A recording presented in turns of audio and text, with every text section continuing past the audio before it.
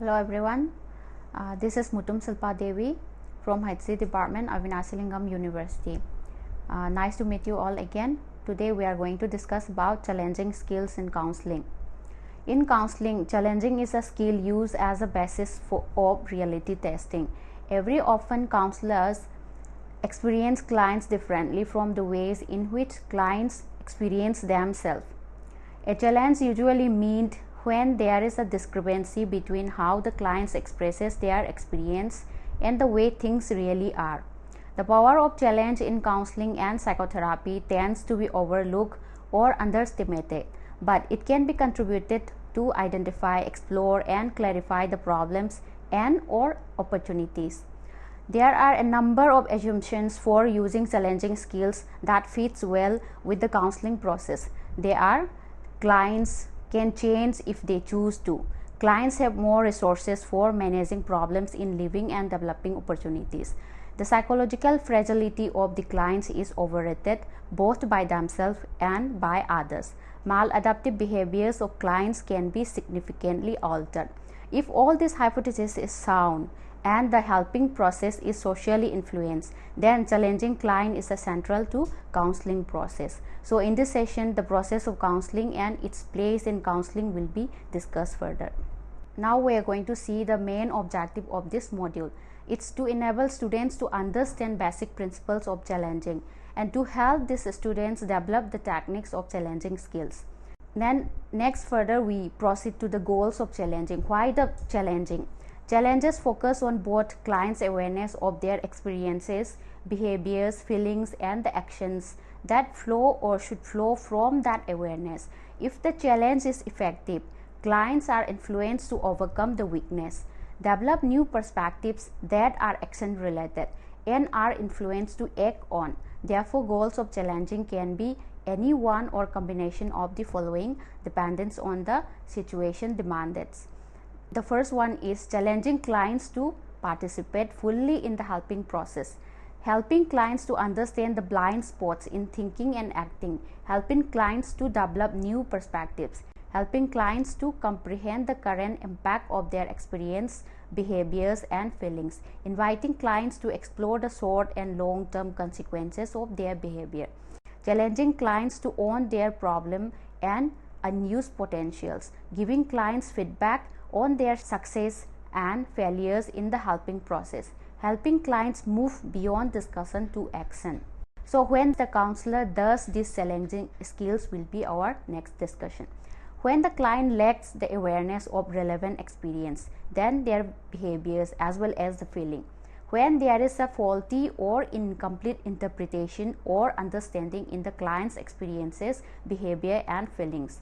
When the client lacks the comprehension of consequences of their behavior. When there is a discrepancies in client's life.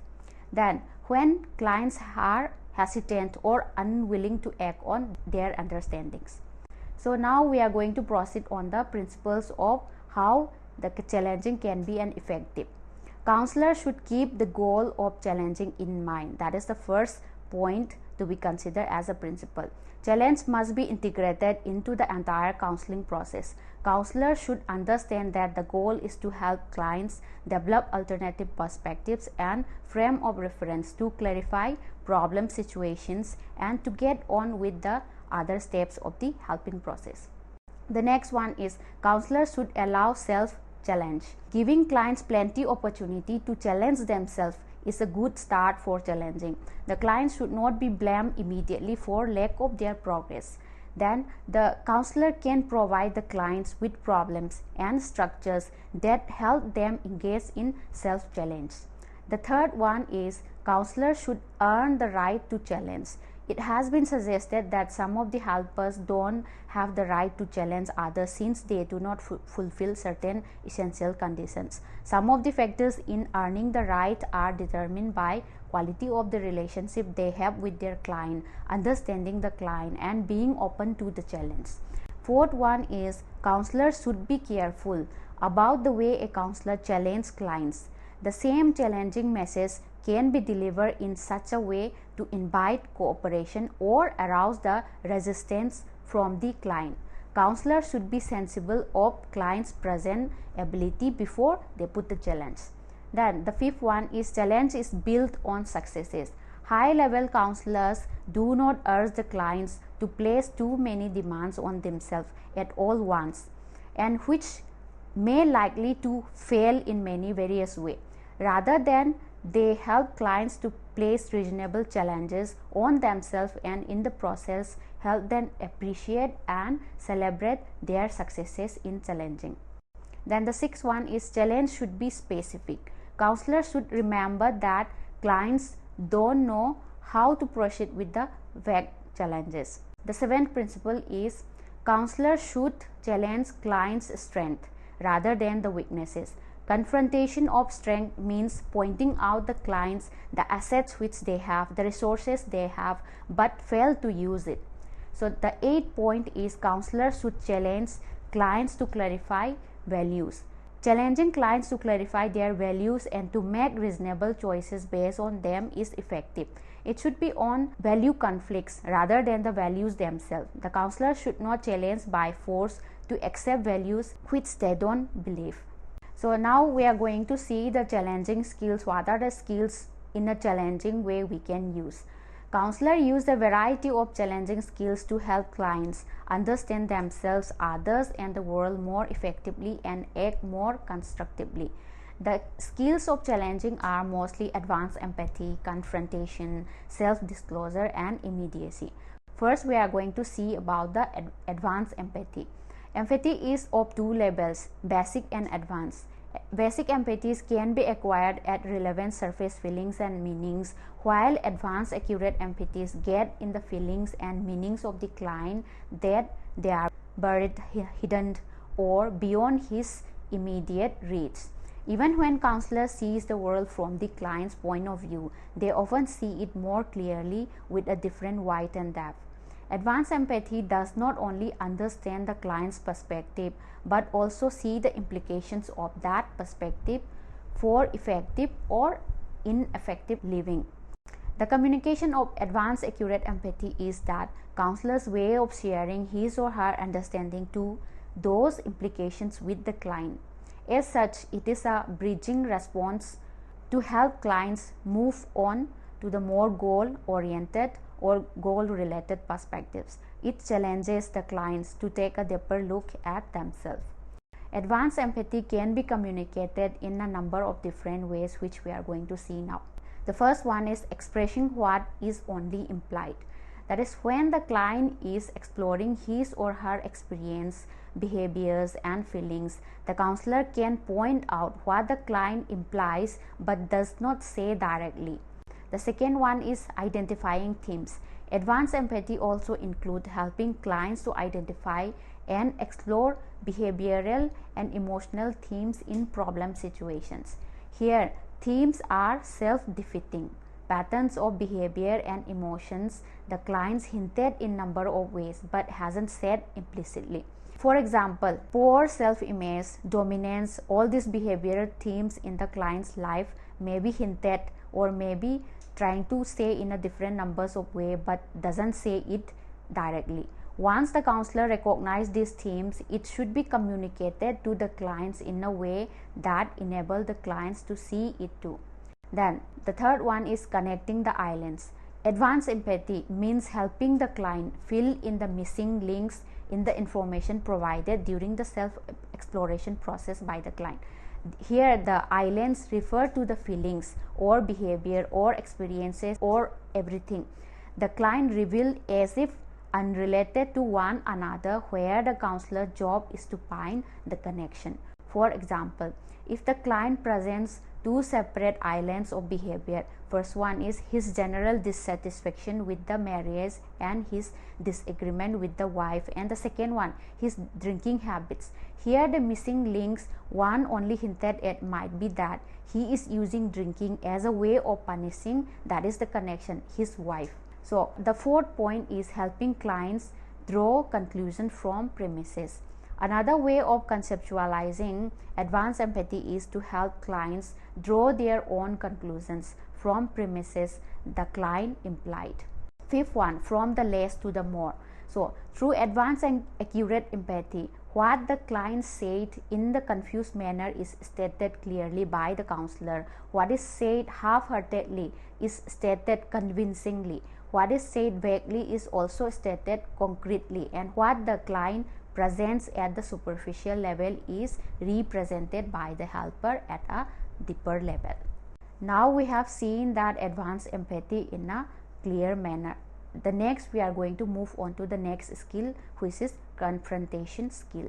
Confrontation skill is an invitation to examine some form of behavior that seems to be either self-defeating, harmful to the others, or both, and to change the behavior if it is found to be so. So here, confrontation focuses on the discrepancies, distortions, evasions, games, tricks, excuse makings, and smokescreen in which clients involve themselves, but that keep them stuck in that problem situation which they cannot move on. All of us have ways of defending ourselves, from others, and from the world. For example, blaming others for my misfortunes helped me to save my face, but it disrupts the interpersonal relationship which I have with the others and prevent me from developing a healthy sense of self-responsibility. The purpose of confrontation here is to invite clients to their defenses that keep them from managing problem situations and developing opportunities. So the first one is challenging discrepancies. Confrontation can be used when there is a discrepancies between what clients think or feel and what they say, between what they say and what they do, between what they are and what they wish to be, then between their expressed values and their actual behaviors. In this situation, the counselor should properly and tentatively point out this discrepancy and the client to move forwards. And also, the client needs support and help to overcome her embarrassment because of the challenging or confrontation of the discrepancies. The next one, we are going to see that challenging distortions. Some of the client cannot face the world as it is and therefore distort it in a various way. When it happens, it is counselor's duty to enable clients to see the reality by using the contrasting images revealed by the client themselves. Next one is challenging self-defeating internal experiences and behavior. Like challenging clients' self-limiting ways of thinking can be one of the most powerful methods for behavior change. We know that.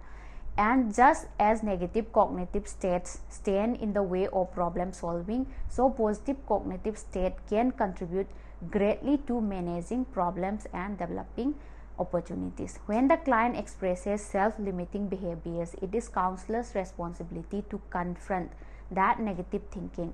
Role reversal can be a useful exercise here. Then the fourth one is challenging excuses. Excuse making is the part and parcel of everyday life which is universal. It can contribute to severe problems in living actually. Categories of excuses that need to be challenged when it comes to counseling are: complacency is when the client fails to realize the seriousness of the situation. Next is rationalization, is when the client clinging to unwarranted assumptions or distort information where it enables clients to avoid what they don't want to do. The ability to rationalize seems to know no bounds. The next one is procrastination, is when the client puts off setting goals, developing strategies, and acting on it after the counselors help explore problem endlessly during the helping process itself. The next one is passing the buck, is when clients deny of his responsibility by passing it to the others. Then the fifth confrontation is giving feedback. Confrontation involves giving the client feedback on his or her behavior. The client should be as involved as possible in each of the steps of the process. While giving feedback, the counselor should follow the following principles. They are: avoid labeling.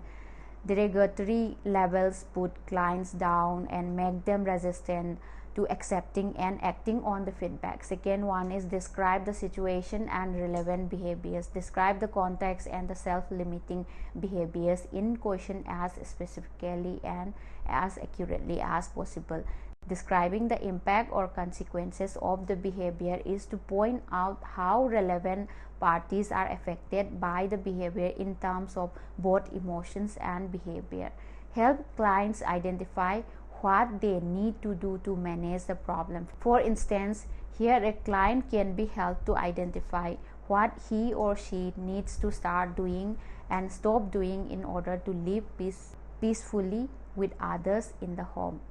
A surprising number of clients actually come to the counselor with the expectation that the counselor is going to do something to fix them. So it is counselor's duty to continually challenge them to a successful counseling process. Now we have seen the confrontation as a challenging skill. The next skill which we are going to discuss is known as self-disclosure. That is the third challenging skills. Another form of challenging client is to share something about the counselors. Direct counselor self-disclosure has two principal functions. That is, one is modeling and another one is developing of new perspectives and new directions for action. Here, self-disclosing is a form of modeling in a way that both by showing client how to disclose themselves and encouraging them to do so. So the counselor self-disclosure can help clients develop the kind of new perspective and are needed for goal setting and help them see the need for action. Counselor self-disclosure should follow certain guidelines. They are, the first one is appropriate self-disclosure. That is, counselor sharing is appropriate if it helps client achieve the goals outlined by the counseling process and talk more about themselves and their problem situation. Self-disclosure that is exhibitionist is inappropriate in the counseling.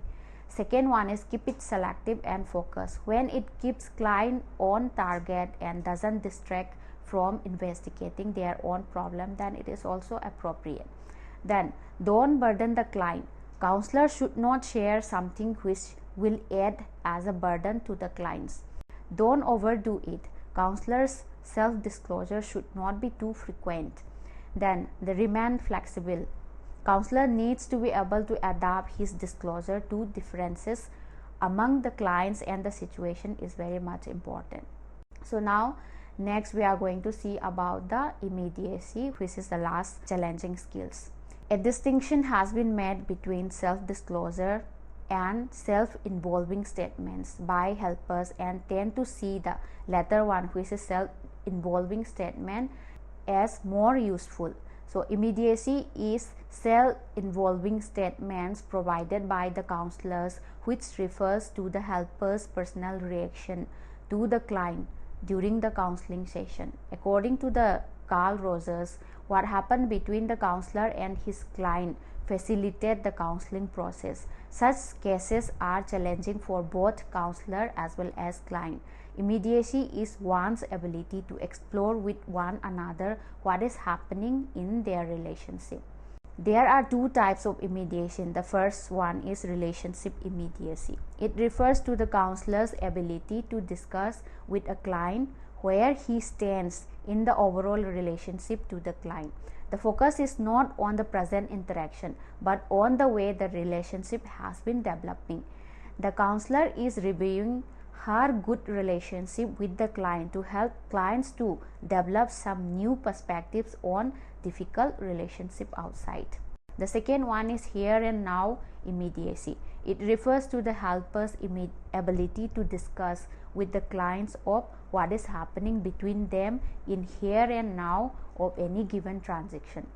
The entire relationship is not being considered here. Only the specific current interaction happening between the counselor and client is what it means in the here and now interaction. Here, the counselor can do two things. First one is she deals with the impasses in the session by examining what is happening in here and now of the relationship. Second, she begins to explore the possibility that what the client is doing here and now is an example of her self-defeating approach to interpersonal relationship in her day-to-day life. So she is tentative in what she says and invites the client to present her perspective. We know that immediacy is a complex skill. How to develop this immediacy skill is very much important, which is now we are going to see. Immediacy is a difficult and demanding skill. One reason people such the couple do not engage more readily and more opportunely is direct mutual talk is that they have never learned to do so. Like other human relations skills, immediacy or you-me talk has three components. First one is awareness, second one is communication ability, and third one is assertiveness. So we are going to see about the awareness component. If the counselor is going to talk to a client about what is happening between the two of them, either in the overall relationship or here and now of the interaction, then it is to be known of what is actually happening. That is the awareness of the current situation. Then the second one is the communication component. Immediacy is the communication skill formed by a combination of three other skills, that is empathy. How to communicate that immediacy is very important. So through empathy, one must not only perceive what is happening between the counselor and the client, but must be able to put the perceptions and understanding into the words. Then the next one is self-disclosure. Being immediate involves revealing how a counselor think and feel about what is happening in the relationship with the client. Then challenge. Immediacy often involves pointing out discrepancies, challenging games, exploring distortions, and the likes. Immediacy, however, requires that helpers confront not only the discrepancies they find in their client, but also those they find in themselves. Immediacy requires mutuality, that is with the client and then counselor. It is important to invite clients to explore the relationship as well. The third one is the assertive component. Immediacy is not an easy skill for many people. Even when they possess the awareness and know how to engage in it, basic empathy can be easy because in a sense it is giving a gift to the others. The other challenging skills discussed here can be relatively easy because the focus remains on the client. Immediacy is difficult because it is of its nature very self-involving. Helpers who are struggling with intimacy in their own lives can expect to have trouble with this kind of skills. Then the situation calling for direct mutual communication, which is immediacy, are the skills of immediacy can be most useful in the following situations: when a session is directionless, when there is tension between helpers and client, when trust seems to be an issue between the client and counselor, when there is a social distance between helper and the client in terms of social class, when dependency seems to be interfering with the helping process, when the counter dependency seems to be blocking the helping relationship, etc. Now we have come to the conclusion of this session. We must remember that counseling is a helping process where the counselor facilitates the clients to solve and manage their problem for effective functioning in the society. Some clients goes for counseling which are looking for someone to challenge them. Once challenged, they are capable of doing anything to manage and solve their problems. Some are on the brink of challenging themselves and they need only a nudge. Others have potentials but not the will. Some knows what to do but not doing it. So the counselor to be with this type of clients need to be as gentle but tough challenger. Thank you.